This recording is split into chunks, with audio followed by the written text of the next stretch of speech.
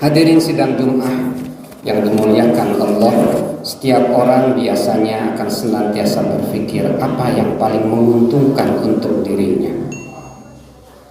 Manusia itu dibilang sebagai homo economicus yang selalu berpikir untung dan rugi, dan akan mempertimbangkan perilaku-perilaku atau perbuatan yang akan menghasilkan keuntungan yang paling besar. Hadirin, kekuatan tersebut atau karakteristik tersebut hendaknya kita bawa juga ke dalam kegiatan ibadah kita. Artinya apa? Artinya ketika kita hendak melakukan sebuah ibadah, ketika kita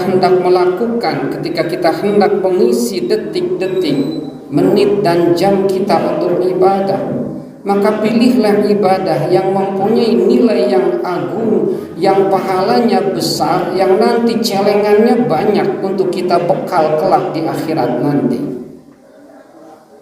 Kalau kita sudah bisa melakukan itu, maka kita bisa dikatakan orang yang cerdas, orang yang pintar, orang yang strategik, yang bisa mengambil langkah yang terbaik, memanfaatkan waktu yang teramat singkat. Apa kira-kira amal yang pahalanya sangat besar? Dari sekian banyak amal yang pahalanya Allah janjikan, ternyata sholat fardu berjamaah ada di antara top amal yang pahalanya berlimpah ruah, sangat-sangat banyak. Dalam kesempatan khutbah beberapa bulan yang lalu, khatib pernah menyampaikan tentang bagaimana pahala sholat sunnah qabliyah subuh. Sholat sunnah qabliyah subuh yang hanya 2 rakaat, mungkin hanya 2 menit atau kurang kita laksanakan, itu pahalanya lebih besar daripada dunia beserta isinya. Baru sholat sunnah qabliyah subuh. Bagaimana kalau sholat fardu subuhnya? Pasti akan lebih banyak. Kenapa? Karena level sholat sunnah ada di bawah sholat fardu. Pahalanya pun sholat sunnah lebih di bawah daripada sholat fardu. Ketika kita melaksanakan sholat subuh 2 rakaat, maka pahalanya akan lebih besar insya Allah kita peroleh daripada sholat sunnah qabliyah subuh. Kemudian berikutnya, ketika sholat fardu subuh itu kita laksanakan secara berjamaah, yang pahalanya dilipat gandakan lagi 27 kali lipat. Berarti 27 kali lipat nilai keuntungan yang akan kita peroleh dengan melaksanakan sholat fardu subuh secara berjamaah.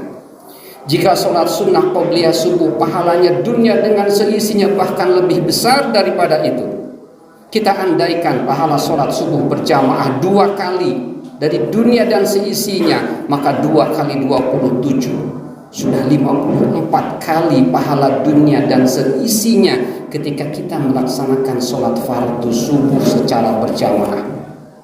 Belum lagi sholat fardu yang lainnya. Sehingga kalau 1 hari 1 malam 5 kali kita istiqomah melaksanakan sholat fardu berjamaah, tiada ternilai pahala yang akan Allah berikan kepada kita.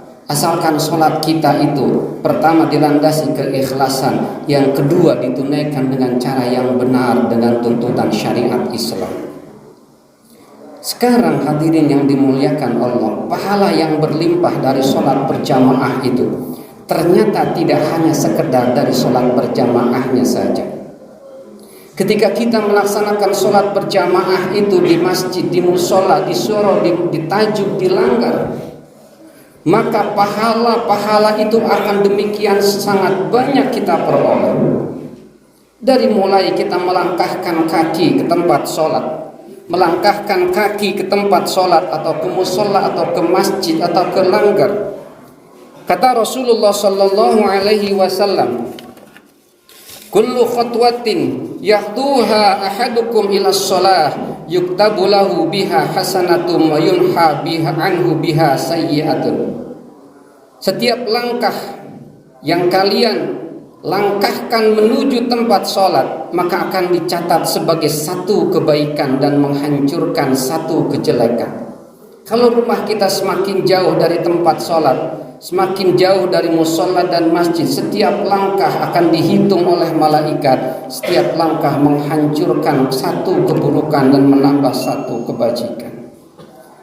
Di ayat yang lain atau di hadis yang lain, Rasulullah bersabda, kullu khutwatin yahtuha ila sholati shadaqah.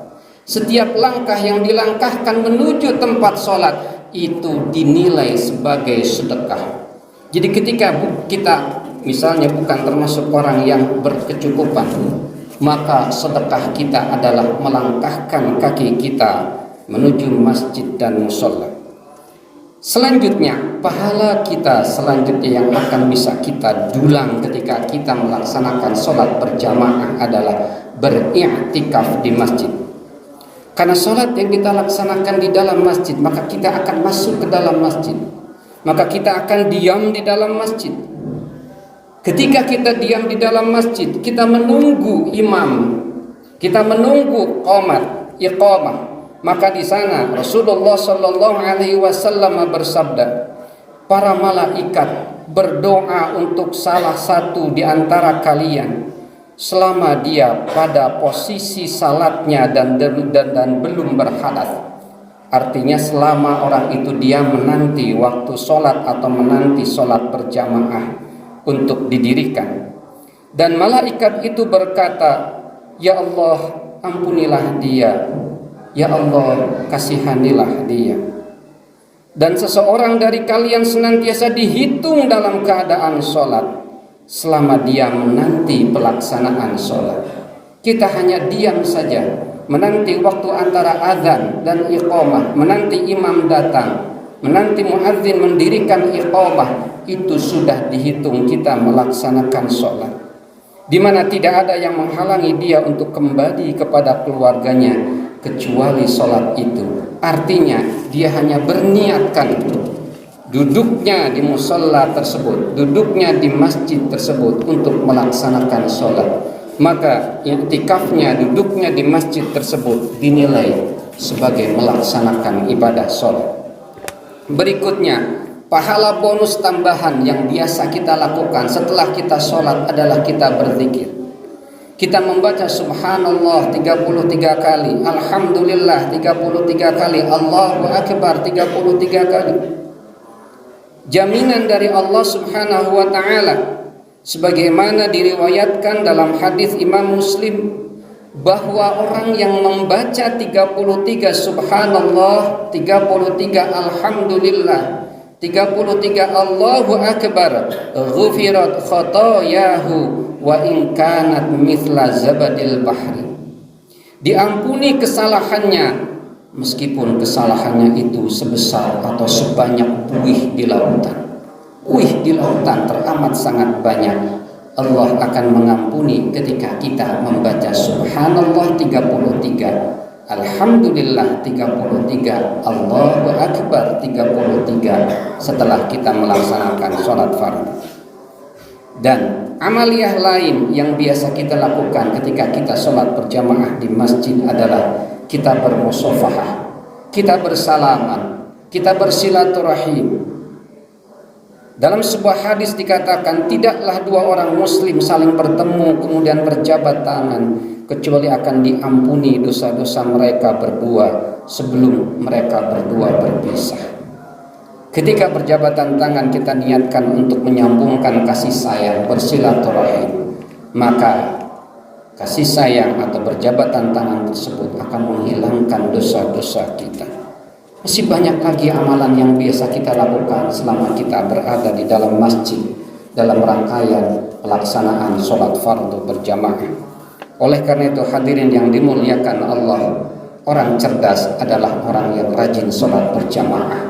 5 kali dalam sehari tidak pernah telat. Dia akan merasa sangat rugi ketika dia tidak melakukan ibadah sholat itu berjamaah di masjid. Para ulama ada yang mengatakan, di antaranya ulama dari golongan Hambali beberapa dan ulama dari golongan Hanafi beberapa, yang memfardu'ainkan untuk kita laki-laki sholat berjamaah. Jadi ketika kita tidak melaksanakan sholat fardu secara berjamaah di masjid, maka hukumnya itu tidak sah. Akan tetapi kebanyakan ulama, sebagian ulama besar lainnya hanya memfatwakan bahwa sholat berjamaah itu adalah fardu kifayah. Artinya cukuplah ada satu kelompok yang melaksanakannya, maka satu desa, satu wilayah, satu komunitas itu gugur kewajibannya. Saking utamanya, saking mulianya pelaksanaan sholat fardu secara berjamaah. Oleh karena itu khatib mengajak kepada diri khatib sendiri dan para hadirin sekalian, mari kita menjadi orang cerdas dalam beribadah. Mari kita cari pahala keuntungan yang sangat-sangat besar yang Allah janjikan kepada kita. Salah satunya adalah dengan melaksanakan sholat fardu berjamaah 5 kali dalam sehari semalam tanpa terlewat sekalipun. Mudah-mudahan ada manfaatnya. Barakallahu li wa lakum fil Qur'anil Karim wa nafa'ni wa iyyakum bima fihi minal ayati wa dzikril hakim wa taqabbalallahu minni wa minkum tilawatahu innahu huwas samiul alim wa qur rabbighfir warham wa anta khairur rahimin.